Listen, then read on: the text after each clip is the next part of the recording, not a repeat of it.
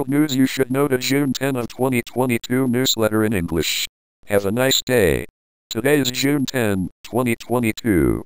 Today, we have very hot news to share with everyone in English as follows. The first hottest news: two brothers in Florida, USA, 11 and 14 years old, broke into a gun shop and stole 22 guns. The second hottest news: the U.S. dropped the requirement to test COVID-19 for foreign visitors entering the U.S. The third hottest news: summary of the fastest and hottest news related to the war in Ukraine. Here are the details.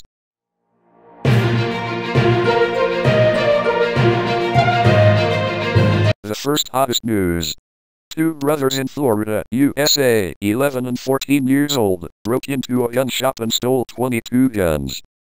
It was shocking news when two brothers living in Florida were only 11 and 14 years old when they blatantly broke into a gun store and stole 22 guns and many bullets. But the load was too heavy for the two children to carry, police said, according to the Miami Herald on Thursday, June 9. The brothers then dropped the weapons and fled from police at around 3 a.m. Wednesday, said Julie Green, a spokeswoman for the Cape Coral Police Department.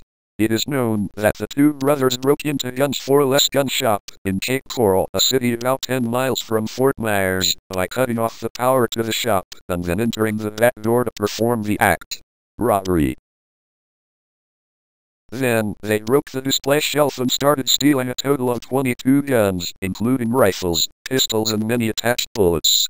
After the two brothers escaped, the police found them near the scene and recovered all of the goods they robbed. When running away, the older brother kept the AR rifle, but then threw it away. It should be known that at the time of his arrest, his brother was on probation for armed robbery, breaking into and destroying property.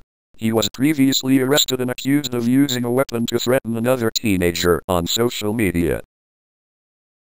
The brothers were charged with 22 counts of theft of a high-value firearm, 1 count of burglary with a weapon, 1 count of vandalism over $1,000, and several other counts, a sheriff's department spokesman added. In addition, I heard that the brother was also charged with violating the probation period.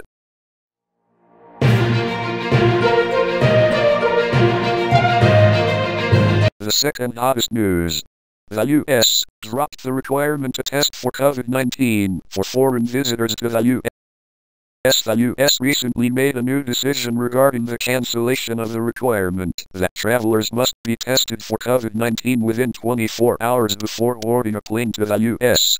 Experts assess that the U.S. is further reducing strict medical conditions introduced to prevent the spread of the pandemic, according to the AP news agency. Details highlight that a senior U.S. official on Friday, June 10, said that this condition will expire on Sunday at 12:01 a.m. EDT, and also added that the Centers for Disease Control and Prevention, CDC, considers this requirement no longer necessary. However, it is reported that the CDC will review the situation every 90 days and take action to adapt to the new situation. It should be well known that the Biden government ordered testing last year when it lifted a ban on people from about a dozen countries coming to the U.S., mostly from Europe, China, Brazil, South Africa, India and Iran, to focus only on individuals who can infect others. That order comes in conjunction with an order that foreigners entering the United States must be fully vaccinated, with only a handful of exceptions.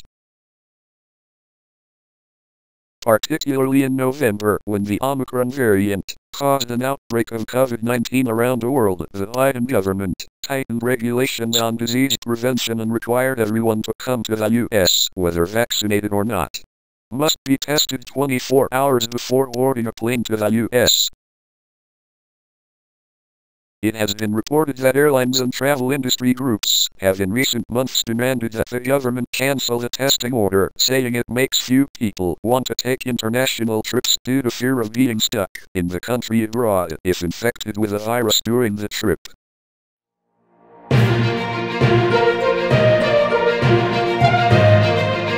Third hottest news: the fastest and hottest news related to the war in Ukraine.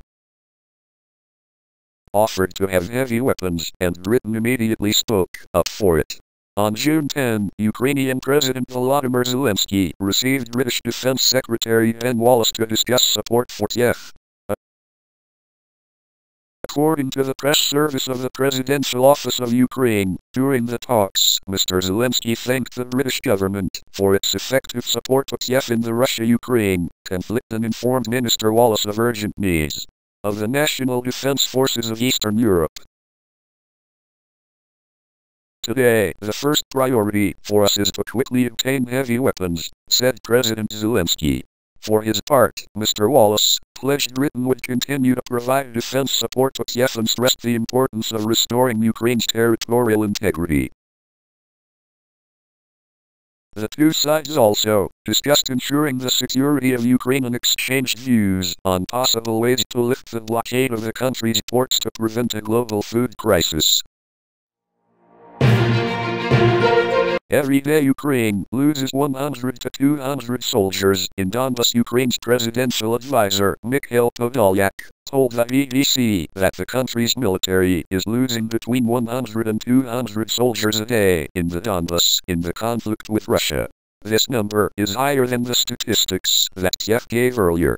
A week ago, President Volodymyr Zelensky said that every day between 60 and 100 Ukrainian soldiers are killed and 500 others are injured. According to Podolyak, the high number of Ukrainian military casualties is due to the lack of correlation between Russian and Ukrainian forces in the Donbas. Kiev needs the West to provide about 300 multiple launch rocket systems to counterbalance the Russian military, Podolyak said. But this number is much higher than the actual amount that Western countries commit to aid. Up to now, the U.S. has only agreed to deliver 4 HIMARS high-mobile multiple launch rocket systems to Ukraine, while the UK has promised to aid the U.S. made M270 rocket system, but has not disclosed the quantity yet.